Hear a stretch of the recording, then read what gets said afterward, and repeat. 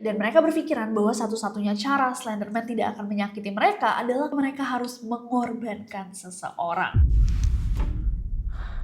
I don't like that.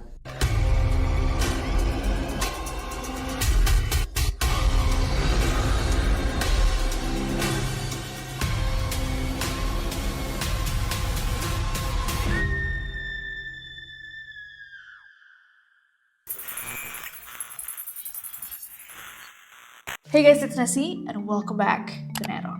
Bayangin sahabat kalian yang kalian percaya selama ini menghujam kalian 19 kali. Kenapa? Bukan karena marah, bukan karena iri, tapi karena mereka percaya ada sosok tinggi tanpa wajah yang menyuruh mereka melakukannya. Satu kasus yang sangat mengerikan terjadi di Amerika Serikat di tahun 2014. Sepasang sahabat melakukan percobaan penghabisan nyawa yang mereka akui mereka lakukan untuk dijadikan persembahan untuk Slenderman. Apakah Slenderman pernah benar-benar menghampiri mereka, membisikkan hal-hal mengerikan, meminta persembahan, sampai menyuruh anak-anak berusia 12 tahun ini untuk menyakiti sahabatnya sendiri? Langsung aja kita bahas kasus yang dikenal dengan nama kasus Slenderman ini. Dan yes, ini adalah kasus asli, jadi kebijakan kalian kami harapkan. So without any further ado, stop snooze-snooze, cause shit's about to go down. What did you do next? Stab. What were you trying to do with her when you stabbed her? Kill her.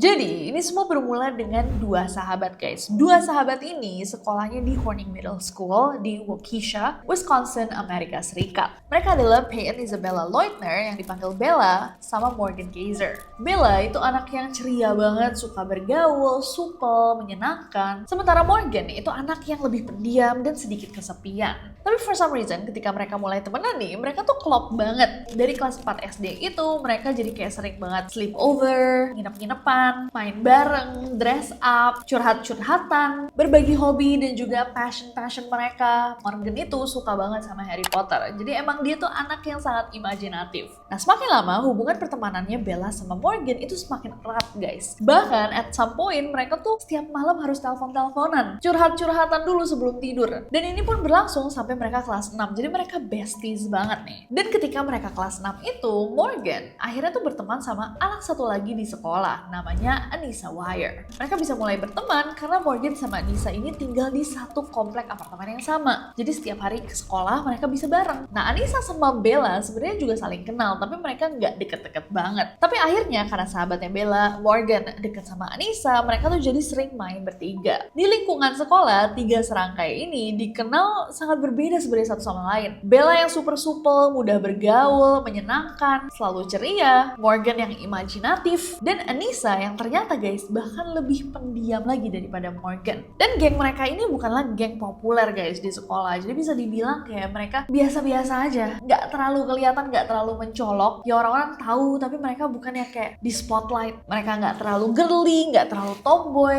Pokoknya lurus-lurus biasa-biasa aja. Sampai suatu hari nih guys, salah satu anak di sekolah, jadi teman mereka lainnya, itu cerita sama Anissa tentang creepypasta. Dikenalkanlah website atau situsnya creepypasta itu ke Anissa, ditunjukin, nih loh, di website ini ada cerita-cerita horor yang mengerikan. Di dalamnya ada entry ensiklopedia, testimoni, bahkan bukti-bukti akan monster-monster yang selama ini kita pikir fiksi, makhluk-makhluk supranatural. Nah, Anissa ternyata sangat-sangat terpukau sama website ini guys. Mungkin mirip-mirip ya sama waktu kita kecil ketemu sama website horor kayak Primbon. Tahuan kan umurnya. Karena aku pun 100% pernah melewati fase ini, dimana aku kayak ketemu sama website horor dan aku pertama kalinya kayak oh my god, serem banget. Dan aku percaya semuanya. Nah, tapi di antara banyaknya makhluk supranatural yang ada di creepypasta, Anissa itu paling tertarik sama sosok Slenderman.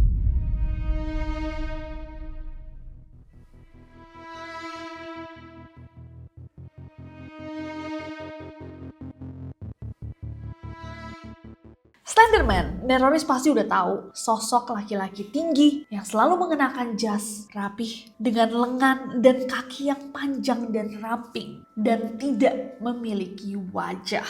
Tubuhnya yang kurus dan panjang dengan lehernya yang ramping itu bisa dipanjangkan untuk menangkap mangsanya. Siapakah mangsa atau korbannya? Diceritakan guys bahwa Slenderman itu suka menguntit dan menculik anak-anak. Dan siapapun yang mencoba untuk menghalanginya akan menjadi musuhnya. Dan ketika ia marah, ia akan mengeluarkan isi perut dari musuh-musuhnya. Disebutkan bahwa Slenderman itu juga bisa menyerang pikiran seseorang dan menyebabkan slender sickness yang merupakan mual, batuk darah, kegilaan, sampai mengalami keadaan di mana seseorang itu akan terus-menerus mendapatkan gambaran dirinya sampai ia akan mulai menggambar dan menulis hal-hal yang berhubungan dengan Slenderman. Nah, perlu diingat bahwa Slenderman ini adalah karakter fiksi, guys. Dia pertama kali muncul di tahun 2009 setelah dibuat oleh seorang pengguna forum Something Awful yang bernama Eric Knudsen. Eric ini menggunakan nama samaran Victor Surge. Dan gak lama setelahnya, sosok Slenderman ini mendapatkan ceritanya sendiri, guys. Dan menjadi figur horor yang cukup prominent dan dikenal oleh masyarakat. Sebenarnya, website seperti Creepypasta pun secara umum juga diketahui sebagai website artistik di mana orang-orang bisa mengunggah cerita yang mereka buat tentang kisah-kisah horor yang dijadikan entertainment. Nah, sayangnya informasi tersebut sepertinya tidak tersampaikan guys ke anak 12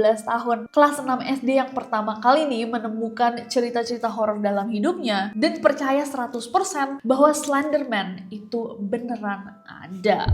Anissa benar-benar percaya Slenderman ada, bahkan bukan sebagai teori konspirasi di mana dia menimbang-nimbang mungkin atau nggak mungkin, alasannya ini, alasannya itu. Dia straight up benar-benar percaya bahwa Slenderman itu ada. Dan bukan cuma ada, tapi berbahaya. Anissa pun cerita sama Morgan. Morgan, kamu tahu nggak sih, ada sosok bernama Slenderman, dan itu tuh sosok yang beneran ada. Slenderman ini kayak hantu atau setan. Dia adalah makhluk supranatural yang sangat-sangat berbahaya. Coba deh kamu lihat nih bukti-buktinya di Creepypasta. Nah, dua anak ini guys, Morgan sama Anissa, lama-lama terobsesi sama Slenderman. Mereka omongin, terus mereka bahas, terus mereka cari bukti-buktinya, gambar-gambarnya. Morgan bahkan merasa bahwa dia bisa melakukan percakapan telepati sama Slenderman. Nah, tentunya karena Morgan sama Anissa lagi obses banget sama Slenderman, Morgan juga cerita sama Bella. Tapi ternyata berbeda sama Morgan sama Anissa, Bella tuh lebih skeptis. Bahkan dia sendiri sama sekali nggak percaya Slenderman itu ada. Tapi karena dua sahabatnya nih lagi suka banget, ya udah dia dukung-dukung aja gitu, kayak oh iya keren-keren, serem-serem. Bella pikir ya udahlah itu lagi kesukaannya Morgan. Nah, tapi semakin lama Morgan sama Anissa semakin obses sama Slenderman, Bella jadi takut sama Slenderman. Karena dia juga lama-lama kayak kepikiran, jangan-jangan bukti-bukti yang ada di internet yang ditemuin sama Morgan sama Anissa bener lagi. Nah, ketakutannya ini juga datang karena Morgan itu sering banget ngirimin dia link creepypasta yang menceritakan Slenderman. Dan Morgan juga bilang ke Bella, hati-hati ya Bel, Slenderman bisa nangkep kamu loh kalau kamu tidur.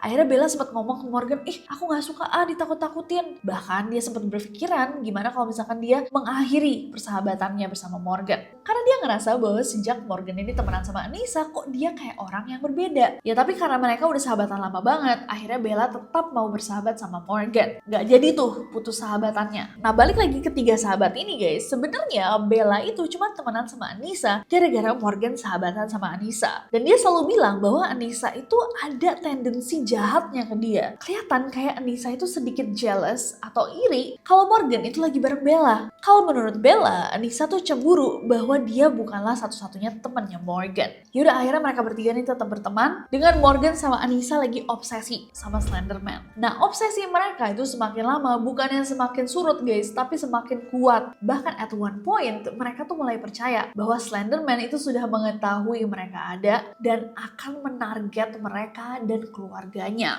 Morgan sama Anissa diskusi gimana nih kalau Slenderman marah sama kita dan melukai keluarga kita. Dan mereka berpikiran bahwa satu-satunya cara Slenderman tidak akan menyakiti mereka adalah kalau dia tahu mereka nih setia sama Slenderman. Carilah mereka online gimana caranya menunjukkan kesetiaan mereka terhadap Slenderman. Dari situlah muncul sebuah ide gila bahwa mereka harus mengorbankan seseorang. Jadi kalau misalkan mereka bisa mengorbankan seseorang untuk Slenderman, Slenderman akan tahu mereka setia pada Slenderman, Slenderman akan mengampuni mereka. Kemudian keluarga mereka akan aman. Jadi untuk Morgan sama Anissa, ini adalah sebuah misi suci untuk menyelamatkan diri mereka dan keluarganya dari Slenderman. What did you do next?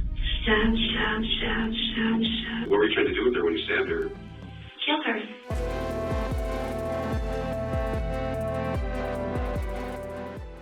Jumat 30 Mei 2014, Morgan merayakan ulang tahunnya yang ke-12. Diundanglah sama dia Bella sama Anissa untuk bermain bersama nih di arena sepatu roda dekat rumahnya. Kemudian mereka juga akan menginap bersama. Nah, sesampainya di rumahnya Morgan, mereka makan pizza bareng, main boneka, ketawa-ketawa kayak anak-anak biasanya, dan malam pun datang. Nah, malam pun datang, Morgan bilang, Bella, Anissa, kita tidur yuk, kita tidur. Menurut Bella, ini cukup janggal guys, karena biasanya kalau misalkan mereka nginep bareng, mereka tuh nggak ingat waktu. Bisa tidurnya malam banget, bahkan diem-diem tuh, pura-pura biar nggak kedengeran, tapi sebenarnya masih bangun, kayak anak-anak slumber party pada umumnya. Tapi entah kenapa pada malam itu, Morgan meminta mereka untuk tidur lebih awal. Nah, akhirnya mereka semua mencoba tidur nih guys, tapi ternyata setelah Bella tidur, Morgan sama Anissa itu masih bangun, dan mereka membuat sebuah rencana gila. Morgan menyarankan untuk menutup mulutnya Bella menggunakan lakban ketika dia tidur. Dan ketika mulutnya Bella nanti sudah terplester nih, sudah ditutup, dia nggak bisa teriak, mereka bisa mulai menikam lehernya.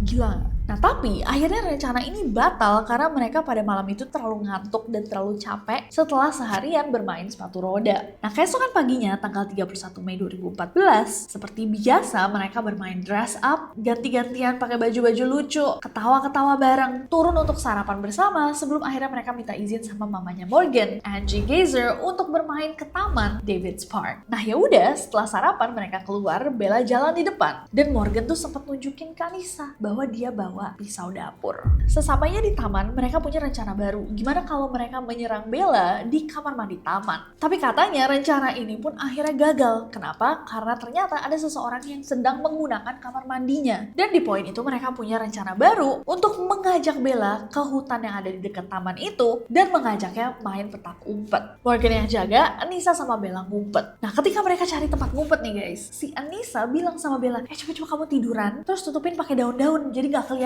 Seolah ini adalah bagian dari permainan. Ya udah, Bella mikirnya mereka lagi main, dia tiduran tuh di tanah, dia tutupin dirinya pakai daun-daun. Tiba-tiba Anissa teriak, "Now! Sekarang! Go ballistic! Go crazy! Lakuin secara kejam, lakuin secara gila." Dan ternyata Morgan udah tahu Bella sedang berbaring. Dia langsung menghampiri Bella dan meniknya sebanyak 19 kali. Menggunakan pisau dapur di bagian lengan, perut, dan juga dadanya. Setelah diserang bertubi-tubi, kalian bisa bayangin guys, dia benar-benar dalam kondisi tidak berdaya. Morgan sama Anissa akhirnya meninggalkan dia gitu aja di hutan, sementara mereka pergi. Tapi ajaibnya Bella dengan nyawanya yang sudah di ujung tanduk masih bisa bertahan, dan dengan sisa-sisa energi yang ada, dia mulai merangkak. Tertatih-tatih dia bawa tubuhnya untuk keluar hutan dan meminta bantuan. Dia mencoba untuk teriak, dia manggil-manggil, dan gak lama kemudian ada seorang pesepeda, Greg Steinberg, yang lagi berolahraga di taman itu mendengar ada suaranya dia. Terus ngelihat kok apa nih, di tengah pepohonan yang rimbun dia ngelihat ada sesuatu yang bergerak aneh. Ketika dia datengin, dia kaget banget. Ada seorang gadis kecil terseok-seok keluar hutan, pakaiannya udah semua merah, wajahnya pucat, dan dia cuma bisa bilang, "Tolong, aku telah diserang." Greg langsung panik, tapi tanpa pikir panjang dia langsung lari ke anak itu, kemudian menelpon 911. Hi, sir. So, are you with this 12-year-old female? Yeah, she said she's having trouble breathing. She said she was stabbed multiple times. Stabbed multiple times? Yeah. Okay, sir, are you with her right now? Yes. Is she awake? She's awake. Is she breathing? Yeah, she's breathing. She said she can take shallow breaths. She's alert. Okay, stay with her. We're sending the police department. Don't hang up, okay? Okay. Is there any assailant around? I didn't even look. I don't see anybody. Is there any bleeding going on? Her clothing has got blood on it. Okay, just stay with her and just let me know if she's conscious or alert or stops breathing or anything. Hold on, I'm going to talk to the ambulance. Police are also en route. Gak lama kemudian polisi dan para medis datang. Mereka langsung mencoba untuk menahan luka-luka yang ada di tubuhnya Bella biar dia nggak kehilangan lebih banyak darah. Kemudian dia dibawa ke rumah sakit dalam ambulans dalam kondisi yang sudah kritis. Bahkan di perjalanan, para medis yang menanganinya itu bilang guys bahwa tusukan yang ada di dadanya itu cuman beda beberapa milimeter dari jantungnya. Kalau tusukannya tuh masuk sedikit lebih dalam aja, dia akan kehilangan nyawanya. Sesampainya di rumah sakit, dia langsung masuk ke ICU, dan dokter-dokter yang pada saat itu bertugas semuanya berjuang selama berjam-jam untuk menyelamatkan nyawanya. Dan ajaibnya, Bella selamat. Setelah operasi yang panjang, Bella akhirnya sadar. Dia pun mulai bisa diajak bicara. Pihak berwajib pun bertanya, siapa yang melakukan ini sama kamu? Akhirnya Bella cerita, gak ada yang menduga pada saat itu bahwa yang menyerang dia itu adalah sahabatnya sendiri, Morgan dan Anissa. Ngomong-ngomong, mana Morgan dan Anissa? What did you do next? Stab, stab, stab, stab, stab. What were you trying to do with her when you stabbed her? Kill her.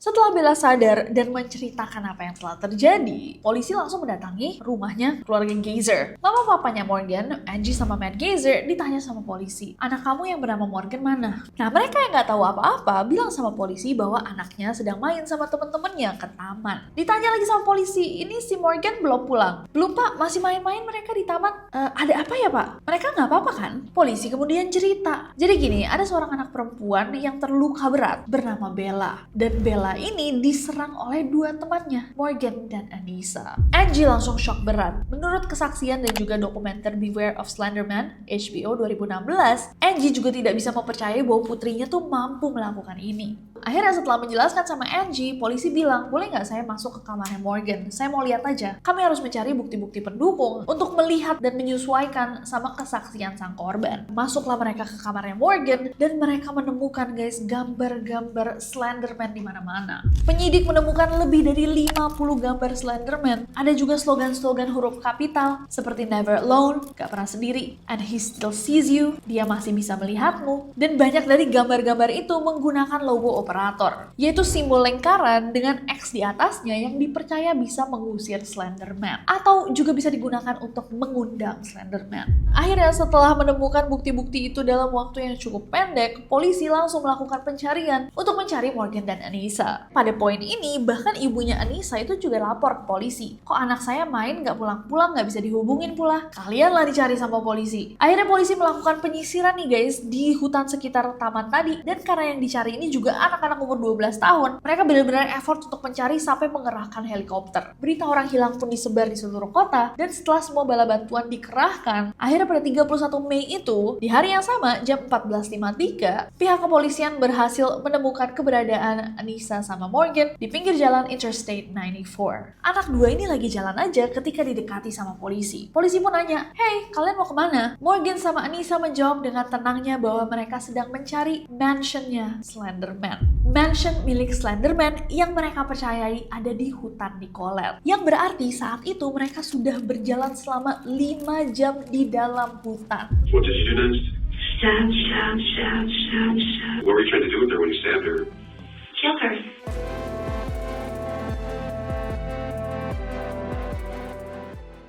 Setelah percakapan singkat itu, mereka diringkus sama polisi. Tanpa ada perlawanan sama sekali, mereka dibawa ke kantor polisi, dimintai beberapa keterangan, kemudian ditempatkan di 2 ruang interogasi yang berbeda. Kata para penyidik ketika pertama kali ketemu sama mereka ini terkesan seperti anak-anak remaja yang tenang dan penurut. Nah, tapi penyidik juga melihat bahwa di pakaian yang mereka gunakan, itu terdapat bercak-bercak warna merah. Sebenarnya kalau misalkan kalian lihat gambarnya, ya nggak susah sih untuk nge-spot bahwa itu adalah you know what.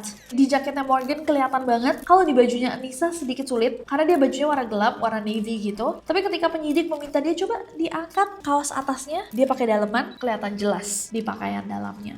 Rekaman video interogasi mereka menunjukkan 2 respon yang sangat berbeda. Anissa terlihat jauh lebih gugup daripada Morgan. Morgan tuh kelihatan santai, tenang banget. Dan Morgan ini sempat berdiri dan sedikit menari-nari guys. Seakan ini kayak hari normal aja buat dia. Gak kelihatan ada setitik pun ketakutan saat dia diinterogasi. Bahkan yang lebih serem lagi, dia sempat nanya ke polisi tentang keadaannya Bella. Dan dia nanyanya, apakah dia sudah mati? Saya hanya penasaran.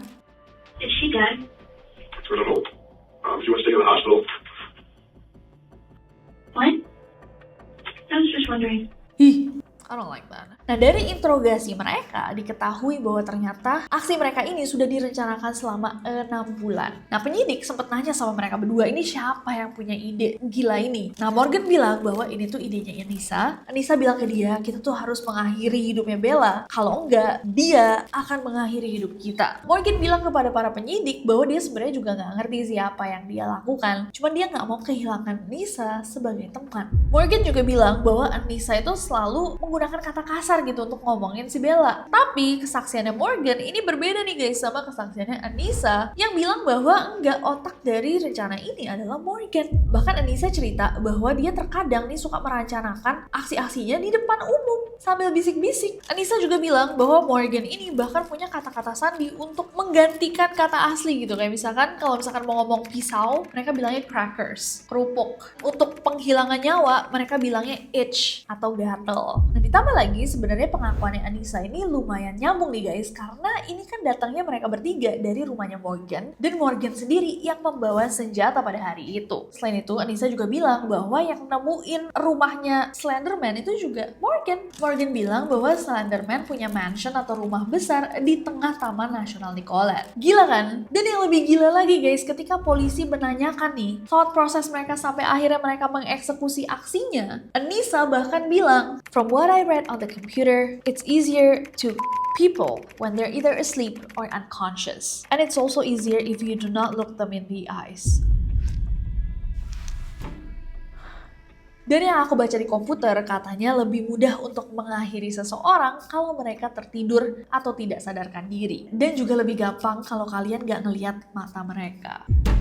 Oh like that. Gila kan? Nah setelah semua kesaksiannya kind of nyambung satu sama lain, intinya polisi tahu bahwa mereka ini melakukan aksinya karena mereka percaya Slenderman asli, terutama Morgan. Mereka pun meminta anak-anak ini untuk dicek kejiwaan. Nah pemeriksaan mental ini dilakukan untuk melengkapi investigasi. Dan ternyata ketika dicek, Morgan ini mengidap skizofrenia. Jadi itu mungkin menjelaskan kenapa dia benar-benar percaya Slenderman ada guys. Ketika dicek ke keluarganya, ternyata keluarganya pun bilang bahwa papanya Morgan sendiri itu juga mengidap skizofrenia. Hasil yang sangat berbeda dengan Anissa. Anissa ketika dicek ternyata sehat, kooperatif, cerdas, dan mengerti kejadian ini. Walaupun ya dipercaya bahwa dia tidak memiliki kedewasaan emosional dan mengambil keputusan yang sangat-sangat buruk. Jadi walaupun dites dia kelihatan normal, psikolog-psikolog yang bertugas itu merasa bahwa dia pun sebenarnya ada sedikit masalah mental karena masalah emotional maturity atau maturitas emosionalnya. What did you do next? Stab.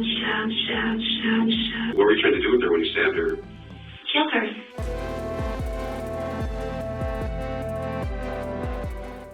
Akhirnya, pada persidangan Desember 2017, Anissa Weier mengaku bersalah karena keterlibatannya dalam percobaan pengakhiran hidup tingkat 2, dan dia mengklaim tidak bertanggung jawab atas tindakannya karena dia memiliki gangguan jiwa. Akhirnya, Anissa dijatuhi hukuman 25 tahun di institusi kesehatan mental. Morgan baru diadili Februari 2018, dan dia mengaku bersalah atas percobaan pengakhiran hidup tingkat pertama, dan pengadilan menjatuhkan hukuman pada Morgan 40 tahun di fasilitas kesehatan mental. Pihak Morgan kemudian mengajukan kebebasan bersyarat dan pengajuannya disetujui. Tapi katanya rincian pembebasan bersyaratnya itu masih disegel, jadi belum ada konfirmasi nih apakah Morgan sudah bebas atau belum. Sementara Anissa itu dibebaskan pada 13 September 2021, tapi dengan syarat-syarat tertentu, kayak pengawasan, larangan kontak dengan Bella, dan pembatasan penggunaan internet. Nah baru berita yang terakhir itu dari 22 November 2025, Morgan yang tahun ini berusia 23 tahun, yang berada di group home atau rumah kelompoknya,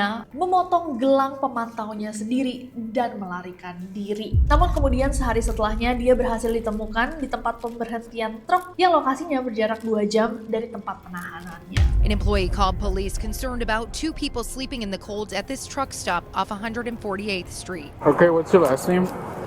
I don't know why I have to do this. Jadi dia sudah berhasil ditangkap kembali.